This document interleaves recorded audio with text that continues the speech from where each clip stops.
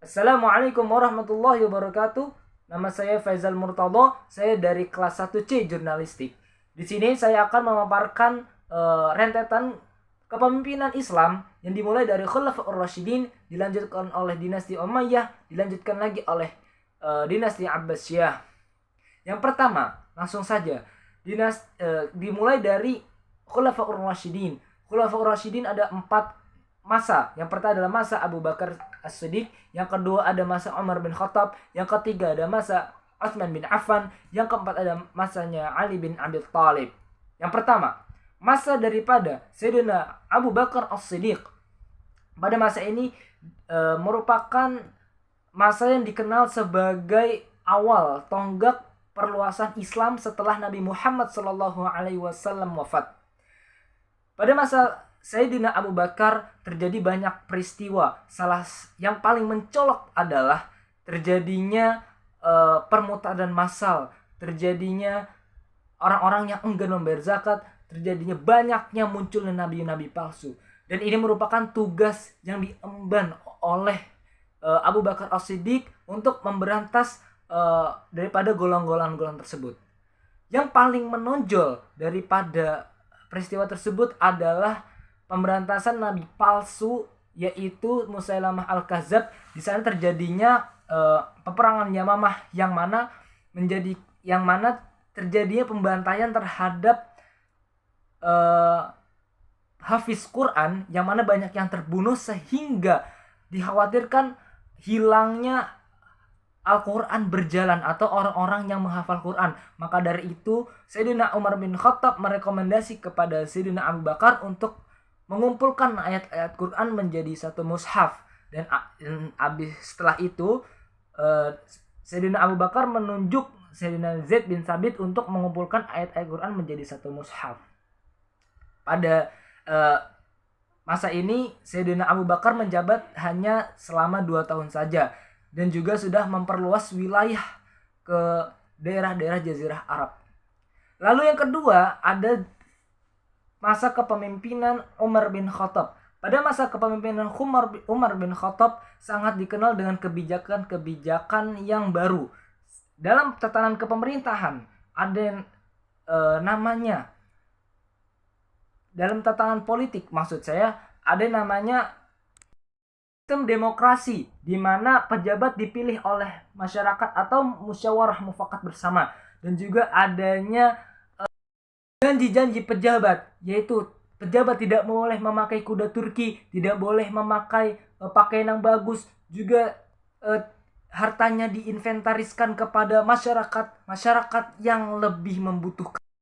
Pada masa Khalifah Sayyidina Umar juga terjadinya perluasan wilayah Islam besar-besaran, yang mana ditandai dengan penaklukannya Persia sebagai kerajaan besar, dan juga sebagian wilayah Romawi yang saat itu sangat teramat luas, seperti contohnya Mesir, daerah Syam, dan juga daerah Afrika Utara. Juga pada masa kepemerintahan Sayyidina Umar ada yang namanya pembentukan lembaga keuangan negara guna menstabilkan keuangan negara dan juga meratakan kebutuhan masyarakat yang belum terpenuhi. Pada tahun 644 Masehi, Sayyidina Umar bin Khattab meninggal dunia dan digantikan oleh sahabat Rasulullah, yaitu yang bernama Sayyidina Utsman bin Affan. Pada kepemimpinan Sayyidina Utsman bin Affan dibagi menjadi 2 fase. Fase pertama itu memiliki ciri khas, yaitu masyarakat masih menaruh kepercayaan tinggi terhadap kepemimpinan Sayyidina Utsman, masih minimnya pemberontakan. Dan juga di fase kedua itu sudah mulai menurunnya kepercayaan masyarakat terhadap kepemimpinan Utsman bin Affan, yang digadang-gadang atau diduga melakukan praktik nepotisme, yang mana keluarga-keluarga daripada Sayyidina Utsman bin Affan menduduki jabatan-jabatan tinggi daripada kepemimpinan Islam saat itu. Dan juga banyak pemberontakan sehingga terbunuhnya lah pada tahun 656 Masehi Sayyidina Utsman terbunuh di rumahnya oleh kelompok-kelompok pemberontak.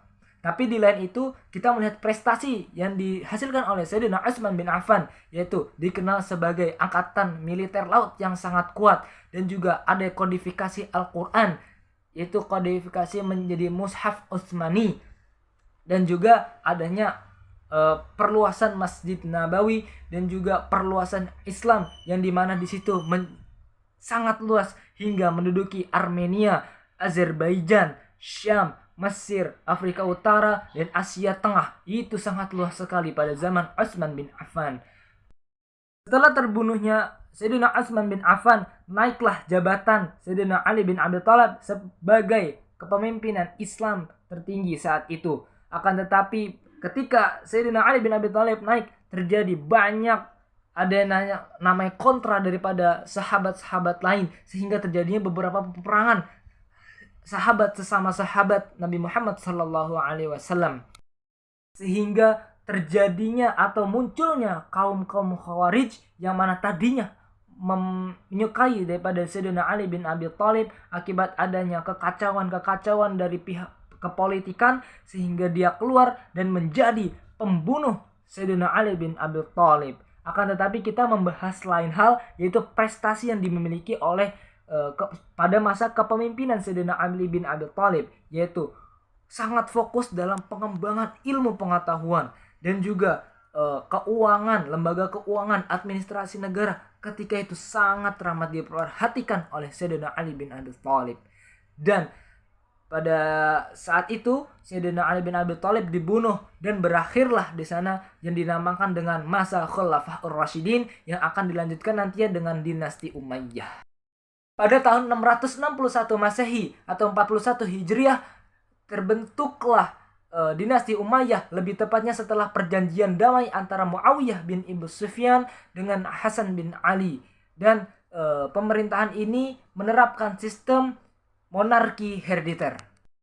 Pemimpin pertama dipimpin oleh Muawiyah bin Abu Sufyan, dan juga ada masa keemasan yang sangat terkenal pada tahun 705 Masehi sampai 714 Masehi yang mana dipimpin oleh Al-Walid bin Abdul Malik, dan juga ditutup atau runtuhnya dinasti Umayyah pada tahun 750 Masehi.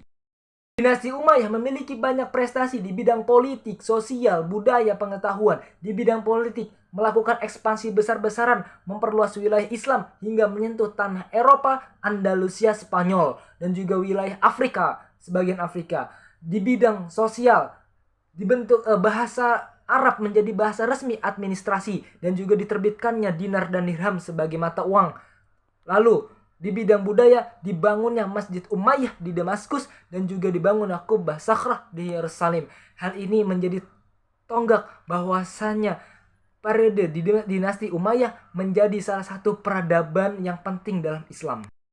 Tekanan-tekanan eksternal dan internal terus menyerang dinasti Umayyah sehingga tahun 750 Masehi dinasti Umayyah runtuh dan muncullah dinasti Abbasiyah yang nantinya menjadi salah satu periode Islam yang juga kuat menggantikan dinasti Umayyah dalam kepemimpinan umat Islam.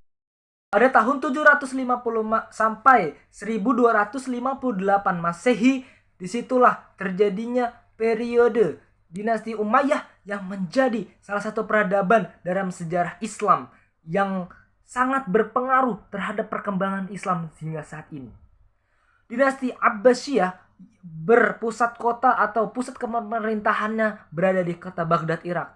Sedangkan tadi dinasti Umayyah memiliki pusat kepemerintahan di kota Damaskus, Syam atau Suriah.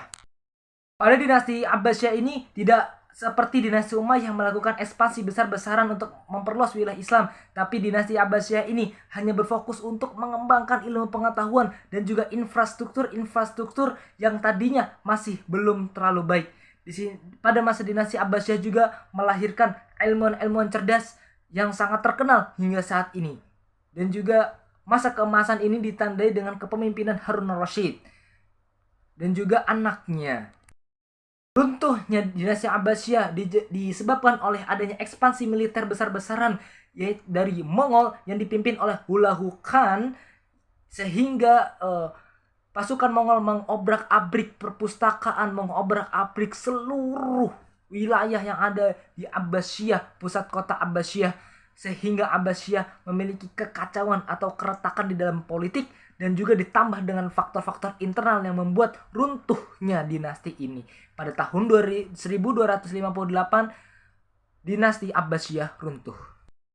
Jika kita berbicara pada perkembangan Islam di Andalusia, ini masih belum keluar daripada namanya dinasti Umayyah, dikarenakan penaklukan Andalusia terjadi ketika dinasti Umayyah masih berkuasa atas kepemimpinan Islam pada saat itu. Ekspansi besar-besaran dilakukan oleh dinasti Umayyah juga meliputi wilayah semenanjung Siberia, wilayah-wilayah Portugal dan Spanyol. Lebih spesifiknya adalah wilayah Andalusia, di mana penaklukan Andalusia ini dipimpin oleh seorang bernama Tonrik bin Ziyad melawan dari kerajaan Visigoth yang saat itu dipimpin oleh namanya Raja Roderick. Terbunuhnya Raja Roderick menandakan runtuhnya kerajaan Visigoth, yang mana umat Islam mulai berdatangan dan membuat peradaban baru, peradaban Islam di Eropa yang dimulai dari Andalusia sehingga menyebar nantinya ke wilayah Granada, Spanyol, dan wilayah semenanjung Iberia yang lain. Peradaban Islam di Andalusia atau di Andalusia dan sekitarnya melahirkan banyak prestasi di bidang ilmuwan dan di bidang budaya. Banyak ilmuwan di bidang filsafat, di bidang kedokteran, di bidang arsitektur, sehingga banyak peninggalan-peninggalan Islam di daerah Spanyol hingga saat ini yang masih kokoh. Puncak kejayaan Islam di Spanyol dimulai dari tahun 912 Masehi sampai 961 Masehi di bawah pimpinan Abdurrahman III. Di situ ditandai dengan adanya Cordoba menjadi pusat pengembangan ilmu dan juga kebudayaan bangsa-bangsa barat. Namun tidak lama setelah itu adanya kelemahan atau melemahnya politik di Islam di Andalusia, sehingga adanya kekacauan dari internal Islam di Andalusia yang lalu dimanfaatkan oleh pihak eksternal dari kerajaan Kristen yang ingin mengembalikan Andalusia menjadi wilayah Kristen. Pada akhirnya pada tahun 1492 Masehi, Andalusia jatuh ke tangan Ferdinand dan Isabella. Disitulah kekuasaan Islam berakhir di semenanjung Iberia. Dan tahun 1609 Masehi, Raja Philip II memaksa seluruh Muslim untuk memeluk agama Kristen atau meninggalkan Spanyol. Disitulah berakhirlah Islam di Andalusia. Sekian video yang singkat lumayan panjang dari saya. Kurang lebihnya mohon maaf. Assalamualaikum warahmatullahi wabarakatuh.